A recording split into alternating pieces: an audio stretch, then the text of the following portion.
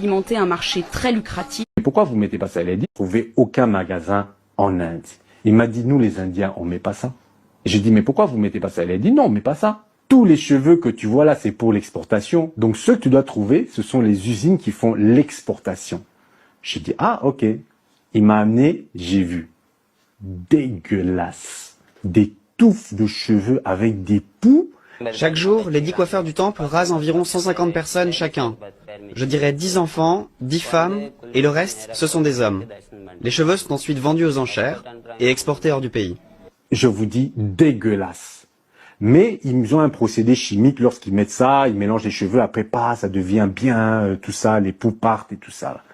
Alors maintenant, je le demande, mais pourquoi vous mettez pas ça? Les Indiens disent, non, mais pas ça. Il a dit, tu connais la provenance de ces cheveux? Il a dit, c'est mélangé. Il a dit, quand tu as de la chance, les cheveux viennent d'une famille qui est pauvre, ils ont laissé pousser leurs cheveux pour avoir de l'argent, ils coupent, et puis là, ils donnent leurs cheveux, ils vendent leurs cheveux. Il a dit, ça, c'est le meilleur des cas. Ensuite, les personnes qui sont mortes. Les personnes qui meurent, on coupe leurs cheveux, on les donne. Et ça, ce n'est même pas encore le plus grave. Vous savez, c'est quoi le plus grave?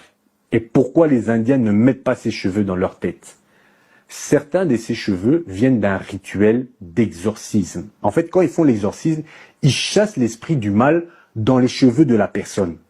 Et à ce moment-là, ils coupent les cheveux pour que l'esprit reste bloqué dans les cheveux.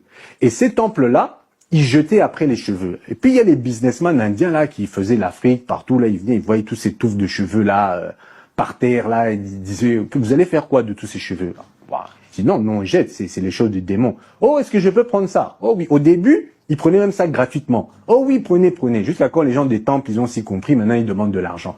Monde. À peine coupés, ils sont soigneusement accumulés dans l'arrière-boutique. Les moines ont très bien compris que ces cheveux pouvaient alimenter un marché très lucratif et ils l'ont organisé. Et ces personnes prenaient ces cheveux-là à jeter, envoyés en Afrique, avec le démon dans les cheveux. Vous voyez le délire. Donc maintenant, des fois, quand vous êtes à l'église, tu vois une sœur là, elle est là, elle prie, mais tu vois, la vie, ça va pas. Des fois, quand elle te parle, elle fait des choses bizarres. Non, c'est le démon, c'est les cheveux. C'est le démon qui est dans les cheveux. Et des fois, comme ça, parce qu'il mélange les cheveux, hein, c'est pas tout. Donc peut-être même des fois, il peut avoir 2, 3, 4 esprits dans les cheveux, et toi, tu te balades avec ça. Mais toi, tu dis, oh, moi, je vais à la mosquée,